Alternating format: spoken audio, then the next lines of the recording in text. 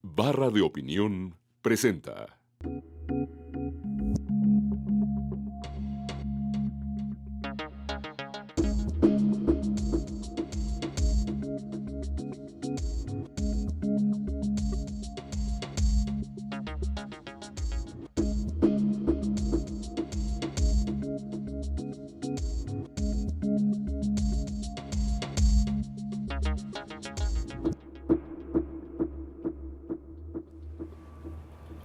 Muy buenas noches, bienvenidos a esta emisión de Entre Tres. El viernes pasado hubo un incidente, un accidente, que conmovió al país, un accidente que por desgracia forma parte ya de una serie de 3 accidentes en los cuales han muerto secretarios de Estado. Murió el secretario de Gobernación en un traslado que iba de la Ciudad de México a la ciudad de Cuernavaca, en un transporte del Estado Mayor Presidencial, y no tardó más de unos cuantos minutos después de conocerse la noticia para que empezara una terrible especulación sobre las causas de la muerte. Especulación que nos llevó a pensar en que había bombas dentro del aparato que estaban destinadas al presidente de la República, especulación que nos llevó a decir que al fin y al cabo los narcos estaban vengando las muertes de algunos de sus capos. En fin, realmente fueron minutos, horas muy tensas para el país. Y una vez más nos volvimos a meter en esta sacudida provocada por un accidente que nos hace reflexionar sobre los momentos que está viviendo el país. Por fortuna recientemente se reglamentó la ausencia absoluta del titular del Ejecutivo Federal, pero en general no tenemos los protocolos para dar seguimiento a este tipo de situaciones. Y para hablar de este tema y de muchos otros, esta noche nos da enorme gusto recibir a 2 invitados de primera. Voy a poner en orden alfabético: Fernando Belaunzarán, miembro del Consejo del PRD, además analista político y tuitero casi profesional o profesional. Fernando, bienvenido. No, gracias Federico, encantado, Carlos, Jesús y a Daniel, por supuesto que los veo. La verdad es que veo cotidianamente el programa, me gusta mucho y es un placer estar aquí. Daniel Moreno, quien ya nos ha hecho el honor de estar aquí con nosotros, la verdad nos da mucho gusto. No, al contrario. Es el autor, diría yo, de una nueva forma de alimentarse en política, de conocer en política, que es Animal Político, esta nueva, diría yo, textura de la política, porque no solo es una forma, es una textura. Daniel, bienvenido. No, hombre, oye, muchas gracias por la invitación y muchas gracias por la presentación, además. No, bienvenido. Bueno, pues aquí está el accidente, ahí está el accidente. Todavía no se define quién va a ser el sucesor de Francisco Blake Mora. Sin embargo, pues la República se vio conmocionada por un nuevo accidente de este tipo, ¿no? Yo creo que tú lo que decías al principio de que inmediatamente surge el sospechosismo y hay una cierta lógica detrás de esto. No habíamos visto este tipo de accidentes en México nunca y de repente en las administraciones panistas hemos tenido 3 secretarios en posiciones muy parecidas, en seguridad pública, en 2 en la Secretaría de Gobernación. Entonces creo que es natural que nos vayamos por allá. Creo que no hay ninguna información que indique que esas son las razones del accidente, del incidente, y además en este tipo de investigaciones, como lo vimos en las 2 previas, tienen que participar necesariamente una serie de organismos internacionales, organizaciones internacionales, incluidas las empresas que fabrican los aparatos que se caen, que tienen que certificar cada vez que cae uno de sus aparatos por qué se cayó. Y en los 2 previos, bueno, se certificó que la explicación que había dado el gobierno era realista. Aquí lo que creo que nos tendríamos que preguntarnos es cuáles son los protocolos para manejar aeronaves en este país. Es decir, los helicópteros, hubo un empresario privado que le pasó algo similar a Moisés Saba hace más de un año o alrededor de un año. En ambos casos, junto con el del secretario de Seguridad Pública en la administración de Fox, pues, como que no había que haber salido al aire. Así es. Como que hay unas decisiones discrecionales, como si no hubiera un protocolo, que a mi juicio son buen reflejo de la falta de normas y cómo quienes tienen una posición de autoridad deciden. El caso que sea más dramático de esto es lo que le pasó al presidente de Polonia, aterrizando en Rusia hace poco más de un año. La evidencia que tenemos es que le dicen de la torre de control, no hay visibilidad, el piloto le informa, el presidente dice que aterrice. Se rompe un protocolo porque la autoridad que no es la experta en la materia, toma una decisión. Entonces, creo que lo que tenemos que plantearnos es cómo tomamos estas decisiones, tanto en el gobierno como en el mundo privado, y que creo que está detrás de nuestra enorme dificultad de construir instituciones. Claro. Yo arrancaría, si me lo permites, Federico, diciendo, utilizas la palabra accidente.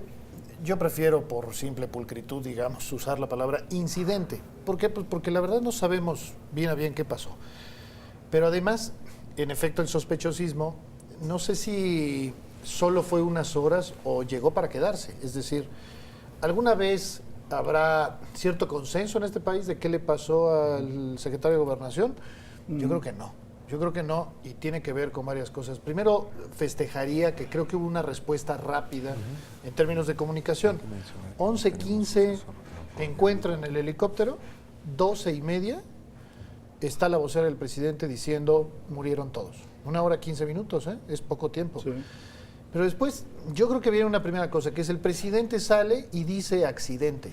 Recordarán que en el caso de Muriño sucedió exactamente lo contrario. El primer mensaje del presidente nos hace suponer a todos que no fue un accidente, que no había sido un accidente. Entonces el presidente dice... sí. Podría accidente. sospechar que hubiera sido un atentado, ¿no? Se podría explicar, digamos, en ese contexto. Pero así como se podría explicar en ese contexto que haya dicho o haya pensado que era algo más que un accidente, no entiendo por qué en este caso cuida poco el hecho y dice accidente. Entonces, él lo maneja así. Y luego se abre una investigación que en efecto van a participar compañías y demás, pero que no termina siendo una investigación en donde haya actores, ciudadanos que vigilen de manera muy cercana. Es decir, pienso, digo, tú lo sabes mucho mejor, obviamente, ¿por qué no Transparencia Mexicana estar cerca? Porque tomen en cuenta que en el caso de Juan Camilo Muriño, pues los documentos están guardaditos, y por más que hagamos los medios por checar, pues nuestras posibilidades reales de saber si fue o no un accidente, o dentro del accidente dos vetas. Una es accidente lamentable, punto. Otra es un secretario de Gobernación diciendo vamos para Cuernavaca y no me importa si hay neblina o no, que es otra forma de verlo, ¿no? ¿Cómo lo vamos a saber? Se van a acabar los peritajes y vamos a tener la documentación que nos permita tener a ciencia cierta el dato. Yo creo que va a ser muy difícil y bueno, me parece humano de pedir, no le puedes pedir a la gente que no crea que 3 secretarios de Estado hubo algo más, ¿no? Sí. Mira, yo pienso que si fue accidente, mal. Y si no lo fue, peor. ¿De qué sirvió la experiencia de Muriño? ¿Qué experiencia tuvimos para que no volviera a pasar si es que fue accidente? Lo mínimo que se pensaría es que tomaran medidas extremas de seguridad y más para funcionarios de ese nivel. Y entonces me parece que es un retrato muy bueno del gobierno, del gobierno que tenemos y cómo se dan las cosas, cómo son a veces indolentes, improvisados, etcétera. Obviamente, si no fue peor, porque a qué grado ha llegado el crimen para tener la información, la accesibilidad, el acceso para poder hacer este tipo de magnicidios. Lo que sí es que dicen que en política no hay casualidades y 2 secretarios de gobernación en 3 años es una enorme casualidad. Y lo único que haría pensar la leve posibilidad de que esta segunda coincidencia sea efectivamente un accidente, es que somos el país de la estela de luz, que a lo mejor la inauguran en el 2030, exacto, de las medallas de los panamericanos que se deslavan. Entonces, parece ser que solo así se pudiera entender algo así. Pero lo que sí es que no solo son ellos, no es el gobierno Calderón. Una afectación así al gabinete genera inestabilidad a todo el país y eso me parece que no nos lo podríamos permitir, ¿no? A mí me parece que ahí hay una serie de datos que habría que examinar que tiene que ver con, digamos, con la flotilla que tiene el gobierno federal para el traslado de sus funcionarios más altos. Héctor Aguilar camina hacia hoy el registro de las naves que son naves ya muy viejas, helicópteros en particular muy antiguos que tienen cerca de 30 años y que si había accidentes en el gobierno, si hubo, me parece que decía él, 8 accidentes en el gobierno de Ernesto Zedillo, hoy tenemos ya 48 accidentes fatales en aeronaves del gobierno federal. Sí me parece que ahí hay una tarea pendiente. Me parece que una que es vital, es cuál es el avión en el que se traslada el presidente de la República. Esto me parece que debe plantearse públicamente. Es un avión que ha trascendido, no es un avión que pueda hacer, digamos, un viaje transatlántico sin escalas, y que es un avión muy viejo, muy antiguo. A mí me parece que el jefe de Estado sí tendría que tener no solamente estos protocolos muy estrictos, sino también tendría que tener las condiciones de máxima seguridad para su transporte. No es ninguna, digamos, me parece que es una irresponsabilidad no analizar esto. Pero ¿no? mientras tanto que vuelen avión comercial, porque claramente son más seguros. Sí, De tienen menos entrada. Ahora, promedio. yo creo que lo curioso es que sí reaccionaron, Fernando. Ya no se movía en las aeronaves arrendadas en las que movía el secretario de Gobernación. De Juan Camilo. Se estaba moviendo en una aeronave del Estado Mayor, que en principio fue un cambio de protocolos dado el accidente anterior, pero como bien dices tú, pero hay, no digamos, nada. digamos esto que a mí me parece muy extraño, que se pueda tomar a la mitad del vuelo una decisión de cambio de ruta. Desde luego que no soy un experto en cuáles son los procedimientos para guiar un helicóptero, pero me parece que ahí hay alguna evidencia de que fue una decisión terrible, fatal. Lo cual ¿no? nos lleva de nuevo al punto en el cual coincido con Carlos. Qué cosa más rara, coincido contigo. Que no te he pateado hoy. En el sentido de que hay una inversión de las prioridades. Yo creo que este incidente debió de haber sido simplemente, se pudo haber solucionado con una llamada. Señor secretario, el piloto considera que no es posible volar, ya hablé a Cuernavaca para cancelar el acto. Eso, o sea, no debimos haber sabido absolutamente nada más. O el señor llega una hora y media después. O llega una hora y media Y tampoco después. era una emergencia, el secretario iba a Tampoco íbamos. inaugurar, Sí, lo cual, una una reunión cosa. de la MIG, de la Asociación Mexicana de Impartidores de Justicia. Francamente, su presencia, siendo importante, pues no era un asunto de vida y muerte. Habla de nuestra excesiva solemnidad. O sea, estar esperando que el secretario llegue para trasladar a un secretario de Estado 250 kilómetros para que inaugure un evento, o sea, 200 ida y vuelta, es un poco excesivo. Pues que lo inaugure cada quien y terminemos con estas bendiciones que son tan costosas. Ese es un decía, punto, ¿no? La ¿no? cultura del presidium, ¿no? La cultura del presidium, por un lado. Por el otro lado, yo coincido con Jesús en el hecho de que la flota presidencial siempre ha sido manejada como lo que sea modernizar la flota presidencial es un exceso. El presidente de la Madrid tomó la decisión de cambiar el avión presidencial después de que por poco se mata despegando de Cozumel.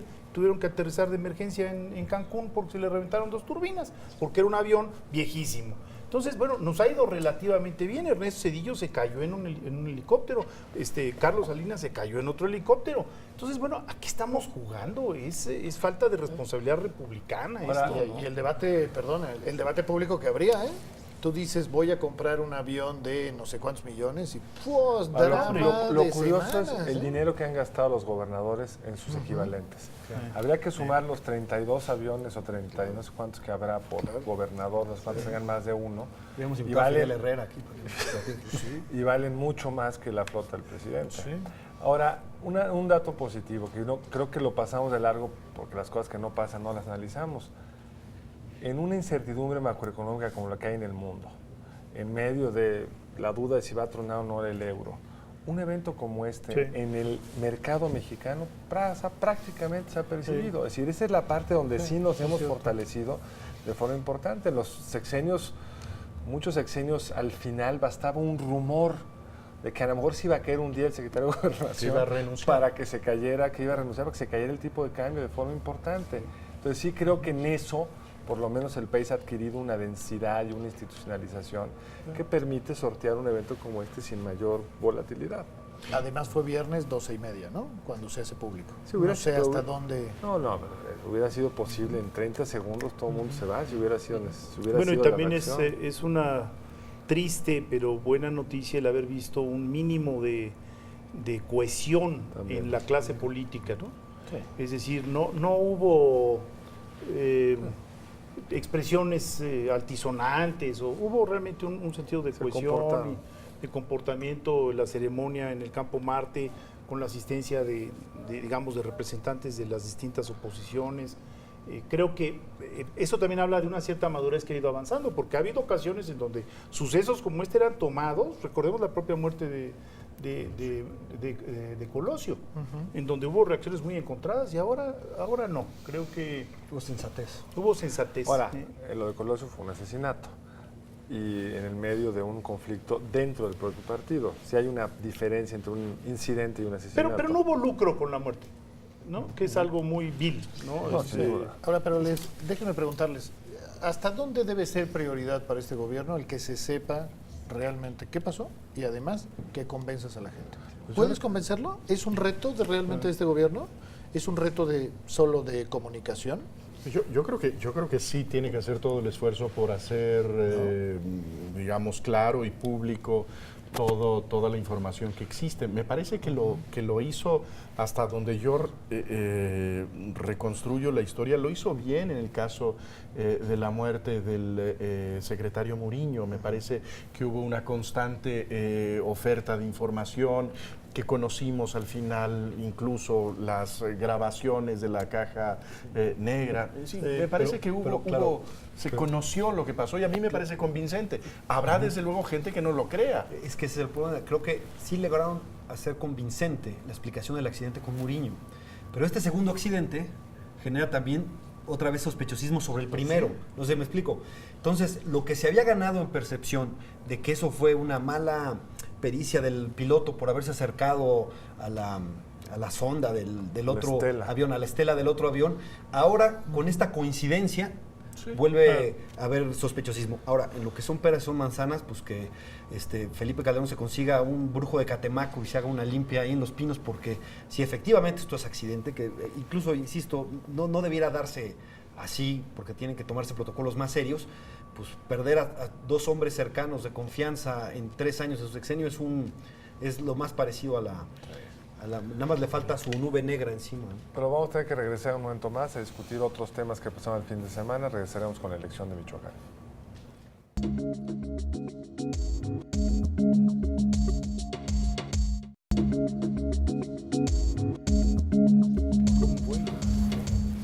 Bueno, el día de ayer fueron las elecciones en el estado de Michoacán, fueron las últimas elecciones antes de la elección federal del 2012, la última elección de este año.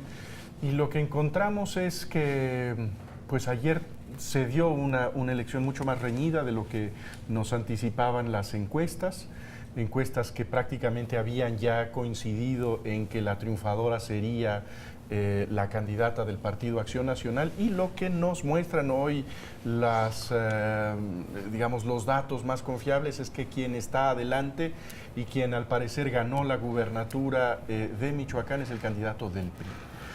Esto está, me parece que todavía en esta batalla de la calificación de la elección, pero yo creo que habría que empezar diciendo algo que nadie está cuestionando, y es que Michoacán dejará de ser gobernado por el PRD.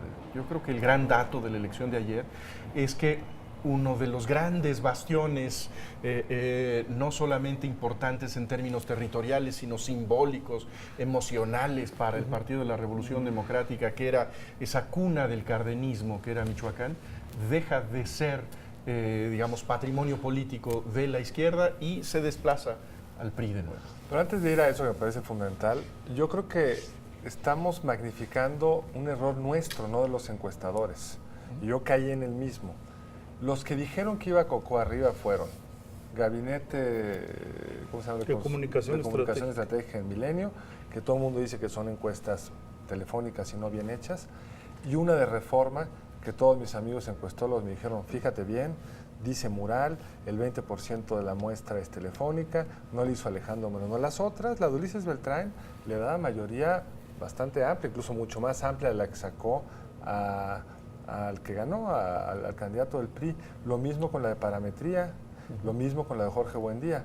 Lo curioso es que al final dominó, por el peso de Reforma, por el trabajo que hizo de comunicación social del PAN o de la presidencia, la idea que el propio PAN se había comprado de que había remontado arriba, pero había mucha evidencia de que no. Más bien teníamos evidencia de que estaba muy pareja. De acuerdo, nada más un dato, ¿no? Que es, no nos pidas a los lectores que nos fijemos si lo hizo Alejandro Moreno, no. la validó el Grupo Reforma. Hubo encuestadores que dijeron, oigan, es una irresponsabilidad de Reforma porque no se puede encuestar bien en Michoacán. Reforma nos dijo, va a ganar el PAN. No estoy. Eso yo creo que fue un vuelco a la percepción importante. Estoy tratando de explicar la percepción, el peso de Reforma, pero no lo veamos con la finta de que se equivocaron todas las encuestas. Se equivocaron 3 o 2. Y en efecto hubo grupos importantes. Los que dijeron que iba a ganar el PAN también es ARCOP, pero bueno, ahí sí creo que la lógica es muy clara, ¿no? Todo mundo que contrata una encuestadora, pues termina ganando la elección, ¿no?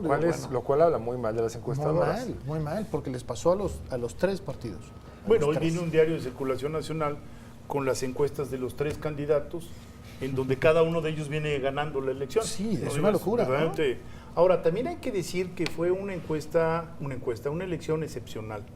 Excepcional por la muerte o el asesinato del presidente municipal, del alcalde de La Piedad.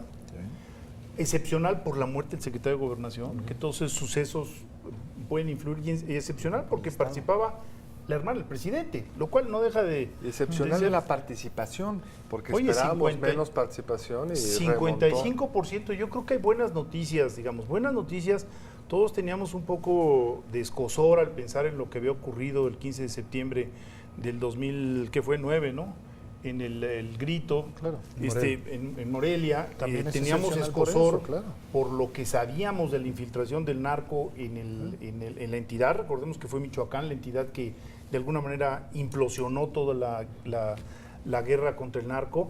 Y el hecho de que las elecciones hayan salido hasta donde sabemos de una manera bastante pacífica. Hubo incidentes, pero bastante pacífica. Yo creo que es algo grave, que debemos de aplaudir. Sí, de aplaudir. Es evidentemente, como decía Jesús, una derrota muy dolorosa para el PRD, simbólica, y tiene mucha carga, y tiene distintas causas, locales, nacionales. Las locales, pues obviamente, un problema de inseguridad rebasado, como va a estar rebasado el Estado mexicano, también localmente en Michoacán es uno de los polos donde más se ha notado. Pues hay un grupo que tiene el nombre así, Familia Michoacana, que ahora se llaman los Caballeros Templarios, y obviamente ese ambiente de zozobra, de inseguridad ha sido muy fuerte.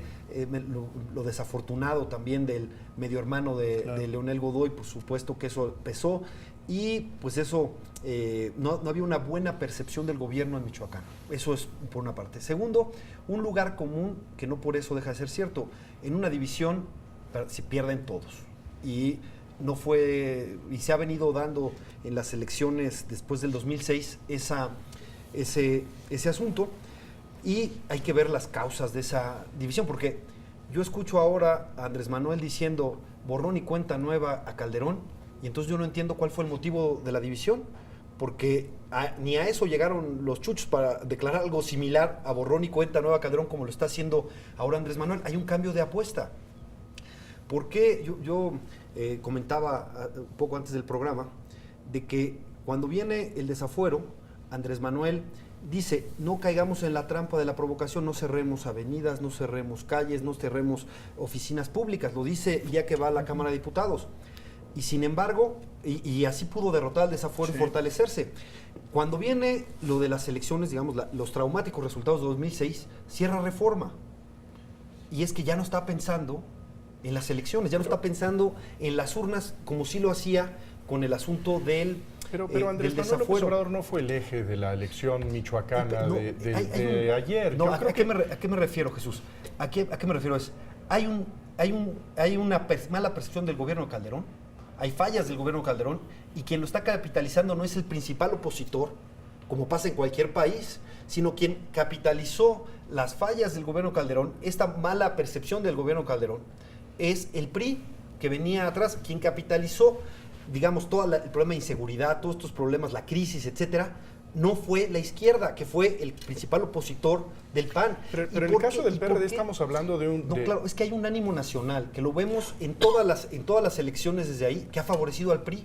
Y ese ánimo nacional a favor del PRI, que yo me da, porque yo sí veo como aires de regresión en esto, pero este ánimo nacional, que obviamente se vio en el Estado de México, que se ha visto en otras, y que hizo prácticamente una necesidad las alianzas del 2010, Solo así se le pudo ser competitivo al PRI y vencerlo en algunos estados.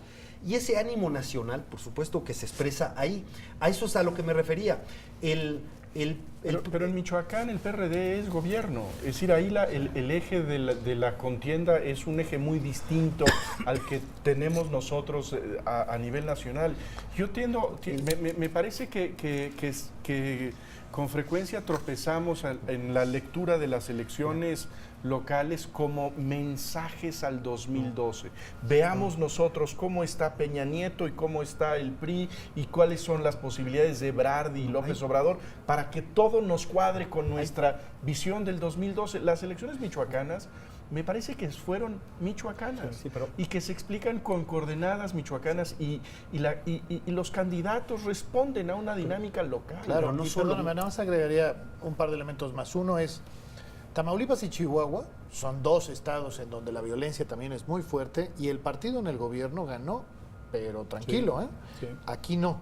Aquí estamos hablando de un problema serio del PRD que yo creo amerita una autocrítica que va más allá de Andrés Manuel. Porque también, en este caso, la corriente de los chuchos se tiene que preguntar si Silvano era o no el candidato. Hay un dato que es demoledor. Yo solo recuerdo 3 elecciones en donde el partido en el gobierno se ha ido a un tercer lugar. Y las 3 son del PRD. Tlaxcala, Baja California Sur y ahora Michoacán. ¿Cómo le hicieron para irse a tercer lugar? Es hasta una normalidad estadística. Y el otro tema que hay que tener claro es que al PRD le queda una entidad.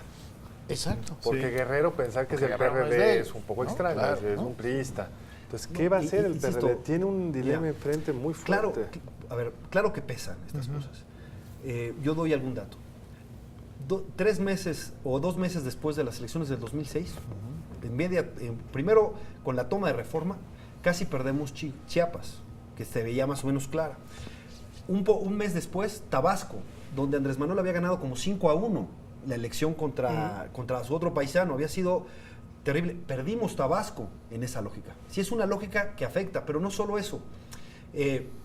Así como antes del 2006, el PRD se beneficiaba del efecto Andrés Manuel, directa o indirectamente en todas las elecciones, y teníamos un plus porque la gente identificaba al PRD con Andrés Manuel y esa era la gran figura.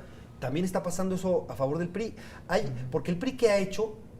Qué bueno ha hecho para tener estos tan grandes resultados. Hay una especie de ánimo o ambiente. Es más, los gobiernos han sido fatales. El gobierno en Tamaulipas del PRI es terrible. El gobierno en Chihuahua del PRI es terrible, como si fuera de adorno, ¿no? En Veracruz también fue terrible el gobierno y sin embargo mantienen, porque hay una especie de ánimo nacional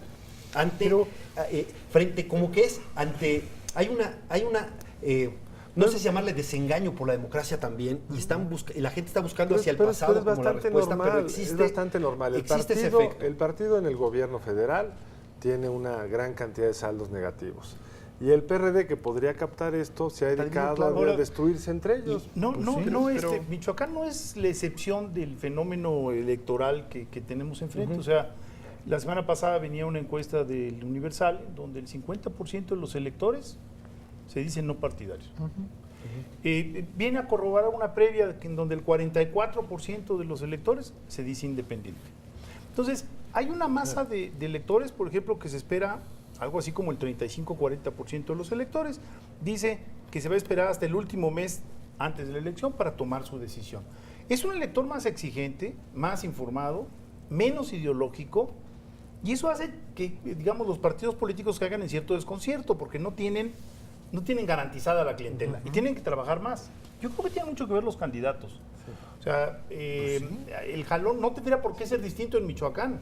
El jalón del candidato del PRI, después de haber sido 3 veces presidente municipal de Morelia, pues pesaba. Y ganó cómodamente en Morelia. O sea, la evaluación de haber sido, o sea, lo habían aprobado 2 veces después de su primera experiencia. Sí. Entonces yo creo que hay que ver las cosas en la mesura michoacana, digamos. En este sentido, yo creo que no podemos pensar que las elecciones locales son solamente el trasvase de la dinámica nacional. Aquí me parece que lo que encontramos es claramente 3 figuras nacionales que tienen 3 figuras locales que tienen una conexión directa y que pueden representar una carta en donde lo que ofrecen es su experiencia. Incluso la candidata del PAN sea hermana del presidente de la República, no niega que tiene una trayectoria local y una experiencia local en donde es evaluada por sus méritos. Solamente déjenme dar un dato. Hoy en Animal Político sacamos una encuesta que hizo DEFOE hablando sobre el tema de Michoacán. Hay un par de datos interesantes. El primero es, cuando les preguntas cuál es el problema más importante, 43% de la gente menciona inseguridad y narcotráfico. Y la mitad, desempleo. Fíjate nada más la distancia que hay entre inseguridad y narcotráfico y desempleo. Ese es un dato relevante cuando lo piensas en función de Leonel Godoy. Porque en efecto Tamaulipas y Chihuahua son dos estados con una inseguridad muy potente, pero creo que en el caso de Michoacán, la marca de Leonel Godoy fue el asesinato del alcalde de La Piedad. ¿Y dónde estaba Leonel Godoy? O sea, esperando a que lo agarre el gobierno federal, por favor. Es decir, el nivel de desgobierno del PRD en Michoacán, pues terminó pasándole un saldo durísimo. Porque lo que tú decías, ganó el 25% de los votos, no es nada más el dato de que perdió. No, Exacto. Es evidente No, o sea, que es el muy PRD duro, ¿no? es evidente que el PRD no cumplió las expectativas que tenía como gobierno. Eso nadie lo está negando. Con un gran ¿no? cuadro, que es Leonel Godoy, ¿eh? Ujú. O sea, era un cuadro de... No, te voy a decir una cosa. primer nivel Todos para el esperábamos país, con Leonel Godoy Claro. un gobierno mucho mejor evaluado, ¿no? Hay problemas, hubo problemas nacionales, unos que rebasan porque no hay policía local que pueda con el poder de los cárteles, porque mientras el narcotráfico siga siendo el negocio más grande del mundo, pues entonces no hay fuerza militar que lo pueda detener. Eso también es una experiencia, Sí, pero, me pero parece porque hay evidente. entidades donde la violencia tiene unas características y en otras, cuando el narcotráfico es así en todas. O sea, los estados vecinos a Michoacán están mejor que Michoacán. Pero ¿cuál es, digamos, la razón que ofrecerían ustedes para explicar que hay una ratificación del respaldo electoral en entidades como Tamaulipas y Chihuahua y hay un castigo en Michoacán? Yo sí creo que en el caso de Michoacán estamos hablando de Leonel Godoy, del PRD, y quizá como un tercer factor metería las divisiones nacionales del PRD, pero quizá solo como un tercer factor. Leonel Godoy está más de 10 puntos abajo en la evaluación cuando lo comparas al presidente Calderón con Leonel Godoy. Más de 10 puntos abajo del presidente, ¿eh?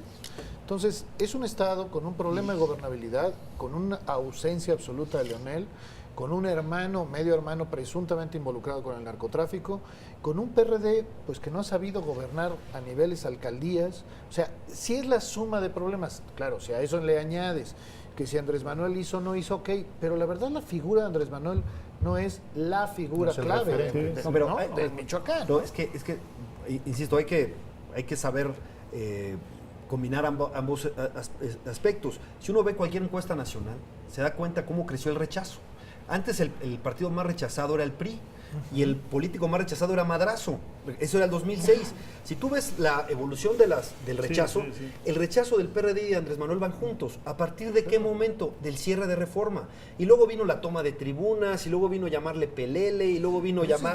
que por cierto, acá. Sí, pero... 2006. Bueno, pero pesó Pero tú, insisto, ve el desarrollo de las encuestas. Ese dato... ¿Cuándo nunca hubo una recuperación en contra del rechazo? Porque el discurso tampoco cambió. Porque nos siguen uniendo, la gran cantidad de la gente, la gran mayoría de la gente nos sigue uniendo a Andrés Manuel, PRD, y cambiar la percepción no es fácil, y menos cuando es el rechazo. Yo creo que ese dato no es controversial, la pregunta es el impacto en Michoacán. Esa es la sí, pregunta. claro. Ahora, o sea, quizá antes de terminar el segmento, darle rápido un giro a otro tema que me parece muy importante, es cuando compite tu hermana y pierdes, no es tu responsabilidad, pero sí tiene consecuencias. Sí, claro. Digamos, también muestra. Si gana hubiera tenido consecuencias, pero esas son las cómodas, son las fáciles. Esta tuvo consecuencias muy complicadas. El otro gran derrotado es Felipe Calderón. Claro, a eso voy. Es un gran derrotado al invertir en la hermana, evidencia de que se metió, digamos, no directamente, pero con gente cercana a apoyarla, que tenía una buena estructura, que hizo una buena campaña y sin embargo fue derrotada. Esto abona la idea de que el PRI va a ser muy difícil de derrotar y que ese Calderón que al final saca de la casta y de su conocimiento, como lo hizo en su elección, fue insuficiente. ¿Qué nos dice eso para el proceso panista, para, digamos, la selección de candidatos? ¿Se va a empecinar en Cordero o va a ser, digamos, una llamada de atención de que tiene que oír un poco más a las encuestas? Mira, yo sí creo que la hermana, aún siendo una Calderón, tiene una trayectoria local y le infundió un ánimo diferente al panismo, que me permitiría suponer que si insiste en Ernesto Cordero es porque no ha leído nada de los resultados, porque Luisa María perdió, pero le subió más claro, de 12 puntos al tema, es decir, se quedó realmente cerca, y es la primera vez, no sé si coincidan, en mucho tiempo que yo veo por lo menos unos panistas diciendo, vamos para adelante, sí se puede ganar, ¿no? Insisto, perdieron, pero fueron por 3 puntos. Pero no los he visto en otras elecciones así. Bueno, en el Estado de México, recuerden lo que vimos, era lamentable la campaña del PAN, ¿no? Entonces creo que hay también esa otra forma de leerlo, ¿no? Yo creo que hay un ánimo hay que se un puede asunto crecer, que no es menor. La democracia va poniendo pruebas diferentes, ¿no? Felipe Calderón defendió su punto 56 a muerte. Y ahora veo difícil que el panismo salga a decir que los 40,000 votos o 45,000 votos no son suficientes para acreditar una victoria, ¿no? Entonces, porcentaje o 5 jugamos veces más. siempre de un lado o 5 veces más de diferencia, ¿no? Entonces, creo que la pedagogía democrática para el país va a ser útil si el PAN reacciona como debe reaccionar, que es aceptando la derrota si se confirman los resultados el miércoles de estos 2 puntos y medio, ¿no? Caminar la ruta del reclamo judicial, que creo que ese nadie le puede negar el derecho, ¿no? Pero el mensaje para ambos, para el PRD y para el PAN, es cómo enfrentar competitivamente al PRI el próximo año, ¿no? Y le voy a decir una cosa, es increíble, porque el que aparece como ganador es Moreira, cuando ha hecho el endeudamiento más irresponsable posible, engañando, defraudando y sin que sepamos dónde quedaron los recursos siquiera. ¿Por qué a la gente no le importa eso? ¿Por qué sigue votando a pesar de que ve que el nuevo PRI es lo más parecido al viejo PRI que puede haber? El nuevo PRI es el clon del PRI, del viejo PRI, a pesar de eso. Y entonces yo creo que hay un mensaje, y algunos en el PRD lo vamos a empujar, o nos juntamos para enfrentar la embestida de la regresión, o el escenario del 2012 puede ser el del Estado de México. Y no hay tiempo quizás para la coalición presidencial, pero en los distritos y para el Senado, y quizás podamos evitar lo que sería terrible, que sería que hubiera mayoría absoluta del partido que, en mi opinión, no comparte el paradigma de la democracia y busca un retroceso. Hay sectores del PRI que sí lo han dicho y que buscan gobiernos de coalición, etcétera, pero es el otro sector el que parece que está poniendo una dinámica en donde dice la única forma de gobernabilidad regresando al viejo esquema donde el presidente lo decidía todo. Y si queremos evitar esa regresión y tirar a la basura la lucha de generaciones por la democracia, tenemos que hacer el esfuerzo para ir a coaliciones también en los distritos, en el Senado, para evitar que todo se decida en una persona, porque eso sería el peor de los escenarios posibles para México. Bueno, tenemos que hacer un corte, vamos unos minutos y regresamos aquí a seguir conversando de estos asuntos nacionales que nos tienen a todos muy ocupados y preocupados. Vamos al corte.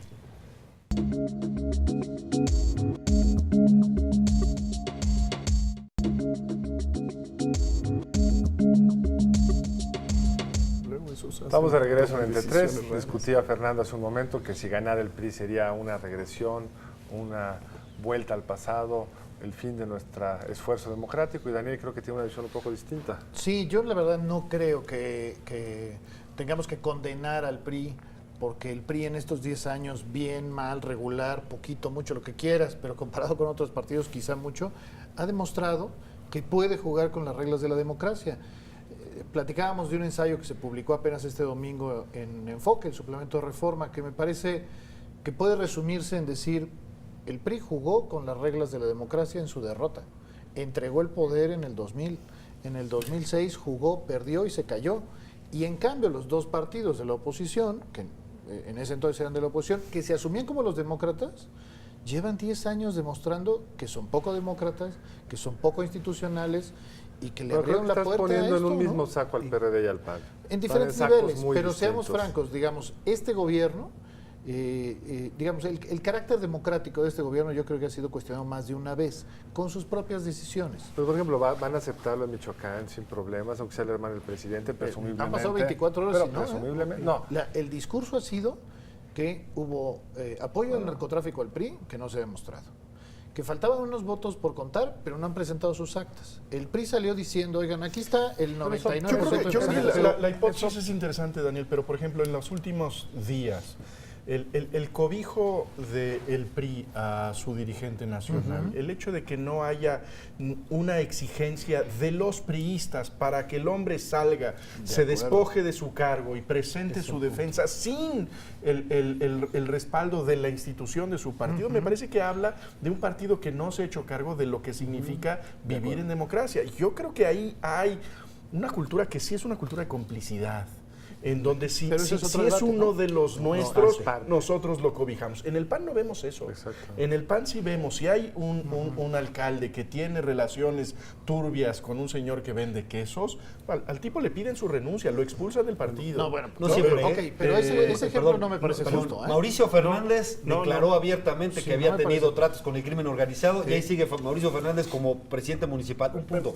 Pero me parece que hay ciertas señales de que se lo toman con mayor seriedad, el exigir, digamos, un código de respetabilidad pública. Yo creo que es un mal generalizado en los tres partidos políticos, porque también tenemos, digamos, la toma de protesta del medio hermano de Leonel Godoy, para el cual colaboraron perredistas. Entonces yo creo que no podemos decir eso nada más es del priismo. Por desgracia está en los tres partidos políticos. Hay ahí un momento en donde la definición de la cercanía con ciertos personajes pesa más que la legalidad y el marco institucional. Yo creo que el apunte de Daniel me parece válido, en donde no podemos pensar que hay partidos esencialmente democráticos y partidos esencialmente antidemocráticos, ¿no? Yo creo que en ese sentido el PRI tendría derecho de aspirar y de ganar la presidencia si tiene más votos. Creo que tienen razones. Tanto el PAN como el PRD hemos estado abajo de las perspectivas democráticas que dijimos. Sí. Eso ha contribuido a un desengaño democrático de la sociedad. Eso, indudable, y tenemos que hacernos cargo. Todos hemos fallado en eso. Pero, ¿a qué me refiero? El PRI tiene todo derecho a aspirar a regresar. El problema es que, creo, o así dan el mensaje, no comparten el paradigma democrático, de la democracia. Aquello que se consiguió, ahora, por lo menos ¿qué te eso... basas para decirlo? Bueno, en que dice Peña Nieto impulsa la cláusula de gobernabilidad para tener una mayoría absoluta de manera artificial. Por eso dije antes que había un sector del PRI que parecía que sí lo compartía, pero el que va a ser candidato, el que parece hegemónico, es ese. Es el mismo que mediatizó la reforma política en el Congreso, que quitó la reelección, que hizo la consulta popular imposible, etcétera, y que además en lo de las candidaturas independientes, a ver cómo se comporta con la ley secundaria. Pero esto de reivindicar a Montiel, de cubrir a Moreira, y estos mensajes de la única forma de gobernabilidad es que el presidente controle el Congreso, me parece que sí son rasgos de regresión. Y eso es a mí lo que me preocupa. Si fuera el PRI aceptando las reglas democráticas, aceptando el paradigma para empujar hacia allá, no tendría ningún problema. Fernando, ¿hasta dónde llegan las contradicciones profundas? El PRD ha gobernado el Distrito Federal con una cláusula de gobernabilidad brutal.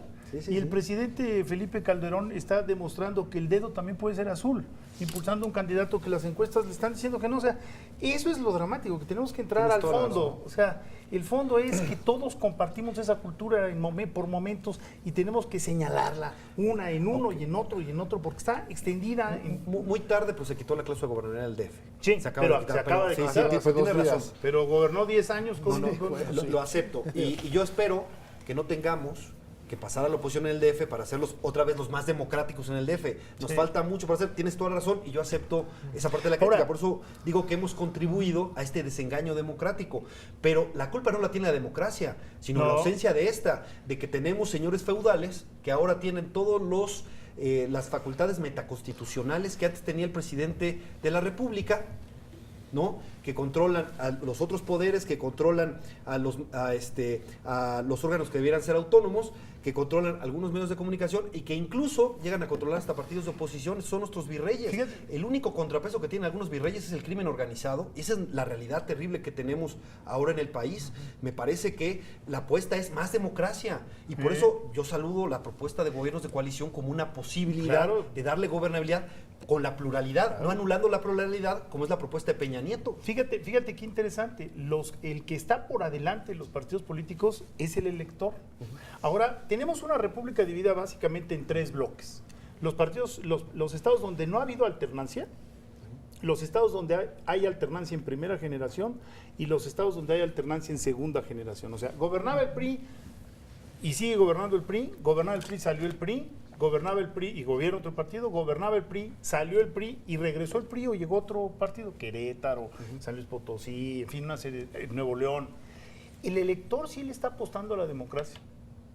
Y Michoacán, o sea, ahorita, yo entiendo, digamos, tú siendo miembro del Consejo Nacional del PRD, bueno, entiendo que duele que el voto ideológico no está ahí, pero viéndolo de lejos, qué bueno que el voto ideológico, que los territorios ya no estén claros, que no puedas decir, el PAN ha estado a punto de ganar en Veracruz, que era bastión priista, ¿no? El voto volátil es muy bueno, el voto independiente, indeciso, es muy bueno.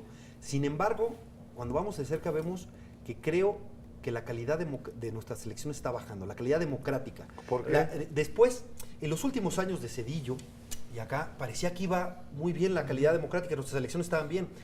Ahora, nada más hay que ver las acusaciones entre los partidos, la dureza, el asunto del clientelismo, esto que hoy se presentaba de Alianza Cívica, de que ahora, mientras con Zedillo era el 7% que decía que había recibido propuestas de algún partido para votar por algún incentivo, alguna compra, alguna dádiva, ahora es el 20% que dicen, a mí me ofrecieron esto para votar. Por otros, la calidad de la democracia, por ejemplo, el IFE, que tengamos un IFE incompleto. ¿Y por qué? Por la cuota. Sí. Porque quieren la cuota los partidos. Entonces, se está degradando la calidad de nuestras elecciones y es un foco rojo que tendríamos que tomar en cuenta, ¿no? De acuerdo, yo solo insistiría, porque no pretendo que esta sea una defensa del PRI, simplemente es, los tres creo que tienen un saldo negativo cuando se trata de trabajar en favor de la democracia, pero al mismo tiempo no creo que ninguno de los tres ni garantice democracia, ni garantiza transparencia,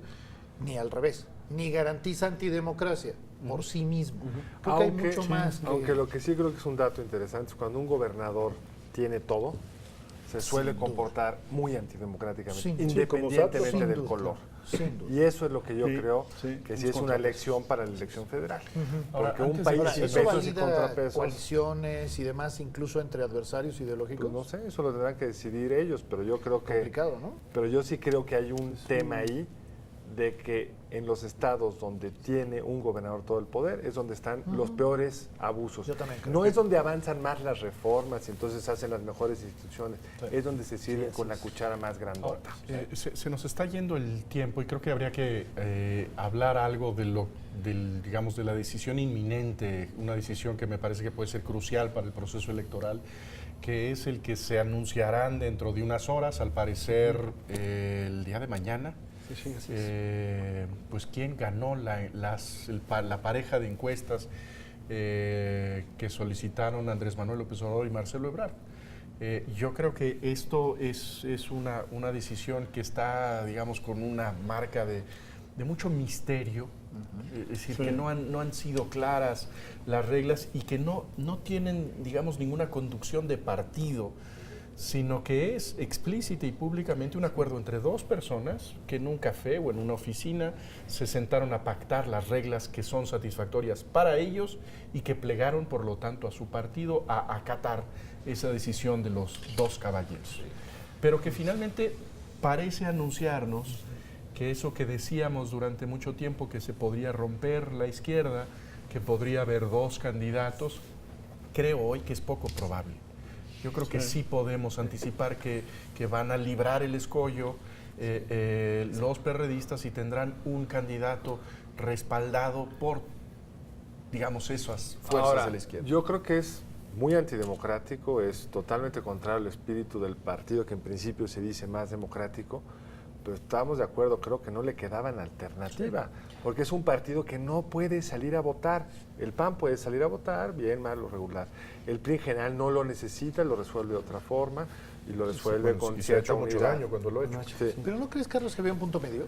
Que era ¿Cuál? La dirigencia nacional responsable de la encuesta para darle... Pues no está integrada debidamente y hay otros dos partidos que están en el proceso. ¿Cómo le haces? Mira, creo que el PRD debe haber mantenido su encuesta, iba a ser una encuesta, decidió a petición de los dos precandidatos no hacerla. Me parece que eso fue un error, porque el partido de todas maneras queremos fortalecer instituciones, pues se tiene que fortalecer la institución del partido. Pero bueno, tenemos que actuar con mucha responsabilidad. Me parece que es correcto que haya un solo candidato. Sí creo que son dos escenarios completamente distintos, si es uno o es el otro. Si es, porque la verdad es que no debiéramos estar en este brete. Después de los gobiernos del PAN a la derecha, faltaría la transición o la alternancia, como dijo Enrique Krause, hacia la izquierda. Eso sería lo sano, lo importante. Se desperdició, me parece, una gran oportunidad. Hay evidentemente una apuesta fallida. Yo digo que el PRI crece por dos guerras fallidas: la guerra fallida de Calderón contra el narco y la guerra fallida de Andrés Manuel contra Calderón. Esas dos guerras fallidas le permiten crecer.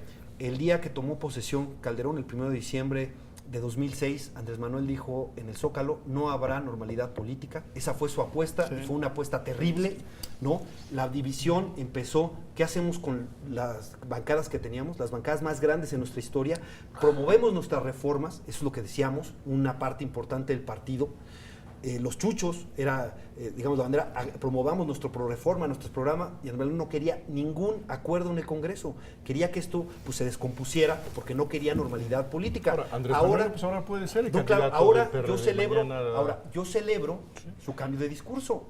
Ahora dice, borrón y cuenta nueva a Calderón, es mi prójimo y yo lo amo, ¿no? Está muy bien, qué bueno que esté moderándose, que esté adaptando este discurso. Ya dice Pacto Nacional, que era la bandera que tenía, por ejemplo, Jesús Ortega diciendo Pacto Nacional, Pacto Nacional. Hoy Andrés Manuel dice en una entrevista, vamos al Pacto Nacional. Muy bien, yo celebro la chuchitización de Andrés, aunque me preocupa que no solo está moderándose, está manejando una religiosidad exultante. Y esa religiosidad exultante, sabíamos que era religioso, de alguna manera se dejaba entrever, pero ahora lo hace de manera muy abierta, muy contraria a lo que siempre hemos defendido muchos en la izquierda, y quizás le pueda ayudar a él a quitarse los negativos, a reposicionarse, a reinventarse. Pero es un expediente muy peligroso, ¿eh? Por dos razones. Una, porque por convicción sí creemos muchos que la vida pública debe ser tener sus límites o sus fronteras sobre la religión, pero por convicción primero, pero también por resultados. Yo no creo que la izquierda sea el que más se beneficie si la religión es un tema de campaña. Híjole, tema complicado. Yo creo que mañana a estas horas ya sabremos quién es el candidato de la izquierda, o podrá haber un empate técnico, o, bueno, hay todavía varios escenarios, pero primero destacaría, en efecto, no se mataron, no es poca cosa.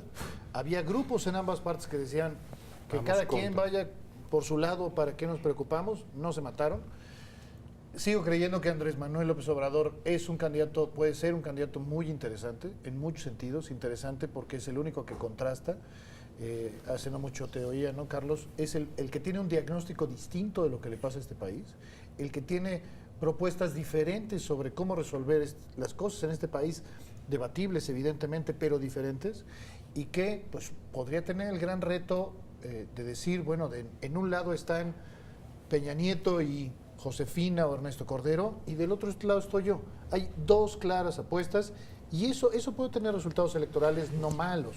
Bueno, yo creo que también una buena noticia, que se lo preguntamos en esta mesa a Andrés Manuel López Obrador, es que no vaya a haber, digamos, dos boletas con dos candidatos de la izquierda, porque independientemente del futuro del PRD, también estaba el futuro de la izquierda como un conjunto de propuestas, esto que tú estás diciendo, diferentes, con otra sensibilidad, con otra orientación, con otra brújula.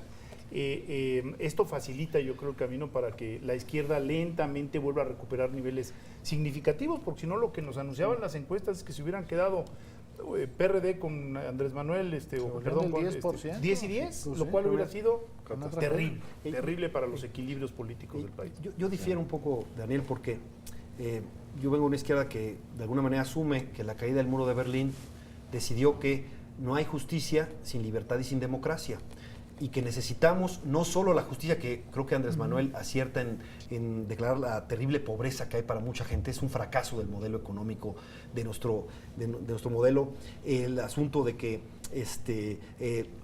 no solo la desigualdad, sino también los privilegios. En esto que señala Andrés Manuel tiene la razón, me parece, en muchos sentidos, y muchos lo compartimos, pero también tiene que haber libertades y tiene que haber democracia. Y en esos dos aspectos yo lo veo más cerca de Peña Nieto que de nuestra propuesta de izquierda, me parece, en libertades y democracia.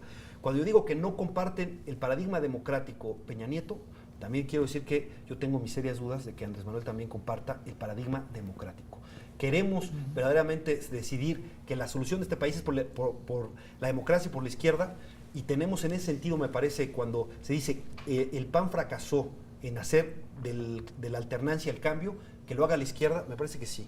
Pero para eso me parece que deberíamos buscar un trabajo como el de Lula en Brasil, que dijo una frase que me parece que lo pinta como estadista. Dijo, si Brasil lo gobernara Jesús, tendría que hacer coalición con Judas. Eso dijo, y vean los resultados, 20 millones menos de pobres, crecimiento al 6%, etcétera, pero con la democracia, y no cayó en la tentación de reelegirse. No cayó en la tentación de cambiemos la Constitución en un referéndum y entonces el pueblo dice que yo tenga que seguir. Me parece que compartiendo el paradigma democrático es como la izquierda puede contribuir a darle más justicia a este país. Lo que pasa es que ya ha generado un gran rechazo, y me parece que el rechazo es un techo. ¿Cuánto puedes crecer si 1 de cada 3 mexicanos dicen que por ningún motivo va a votar por ti? ¿No? Ese me parece que es el problema, y creo que se fue. Por eso creo que tendríamos más posibilidades de crecer y de unir y de ser, de promover el cambio incluyente con Marcelo. Pero obviamente pues hay que respetar la encuesta. Bueno, por fortuna esta será una incógnita que seguramente se resolverá mañana, a menos de que mañana se resuelva que está tan cerrada la contienda entre ellos dos, que el PRD y la izquierda gana unas semanas más y que se decidirá esto después. Eso lo sabremos mañana, pero se nos fue ya el tiempo. Muchísimas gracias, Fernando, Daniel. Al contrario, muchas gracias a ustedes. Gracias. Y nosotros nos veremos aquí el próximo lunes en otra emisión de Entre Tres.